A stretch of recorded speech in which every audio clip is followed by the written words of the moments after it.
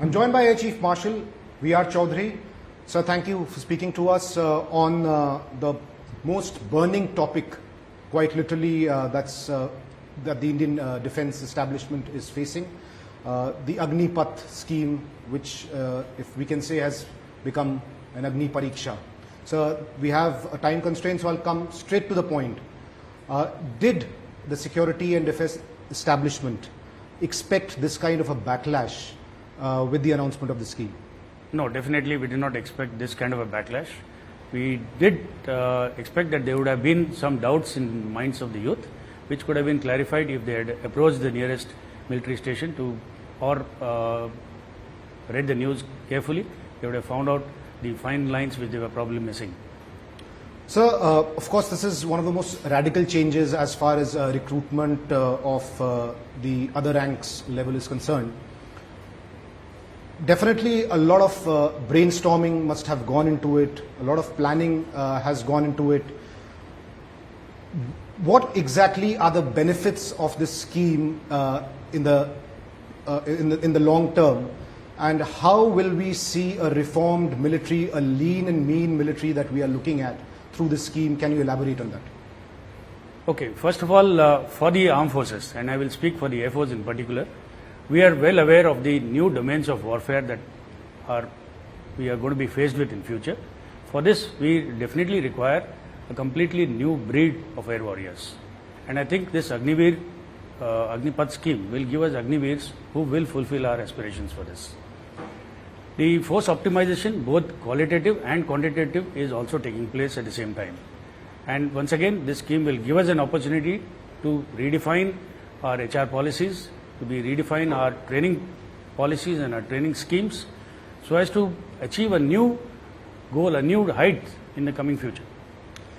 Sir, there is no change in the eligibility criteria. So when you say that this will help you handpick air warriors for modern day warfare, what exactly do you have in mind when it comes to selection?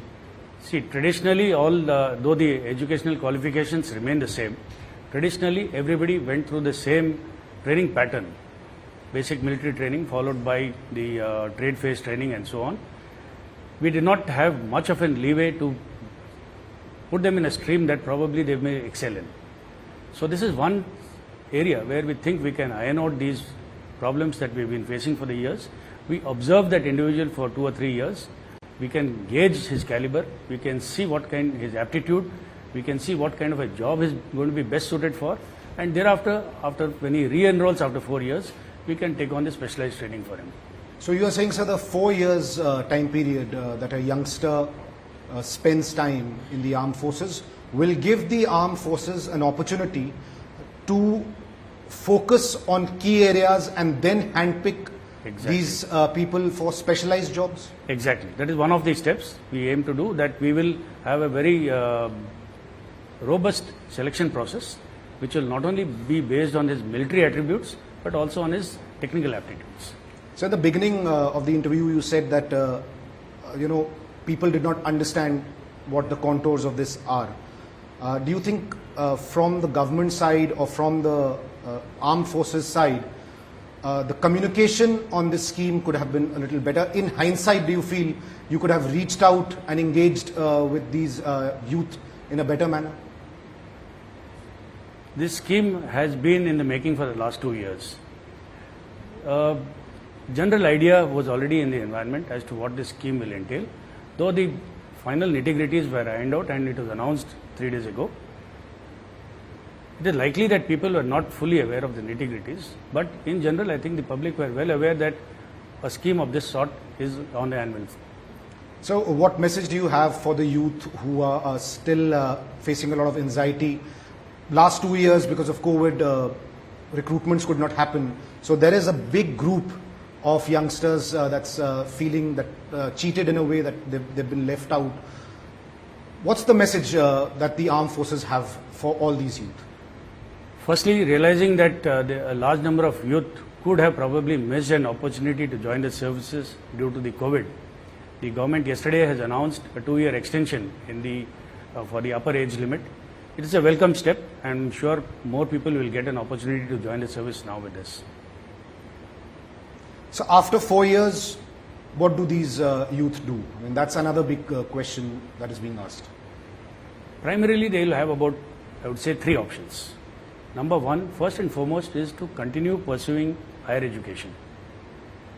You are aware that the National Education Policy now allows certain credit points to be earned in this 4 years while they are serving as Agneepaths. Added to this will be the fairly handsome Seva Nidhi package that they are going to be taking home with. So these two combined, I am sure a lot of them will be able to pursue good education in a good university in future. Apart from this, the Seva Nidhi package will give an opportunity to set up a small venture, to become entrepreneurs. Or the last option, of course, is to continue in government service. A lot of state governments have already announced reservations or prioritization for Agniveers in state police forces and such like. The Home Minister also made this announcement that 10% reservation will be given to Agniveers in the CAPFs. So the options are plenty for them. Sir, Agnipath scheme के क्या फायदे हैं, अगर आप इस पे विस्तार में हमें थोड़ी सी जानकारी दें. पहले तो वायुसेना और सशस्त्र सेना बलों के लिए ये फायदेमंद होगा कि एज प्रोफाइल जो है सैनिकों की ये घटेगी. आज एवरेज एज प्रोफाइल सर्विसेज में 30 साल की उम्र है, ये घट के धीरे धीरे 25 से 26 साल तक आएगी. ये सबसे बड़ा फायदा है. दूसरा फायदा है जो अग्निवीर भर्ती होकर आएंगे उन लोगों को एक तो देश की सेवा करने का अवसर मिलेगा, वर्दी पहनने का अवसर मिलेगा.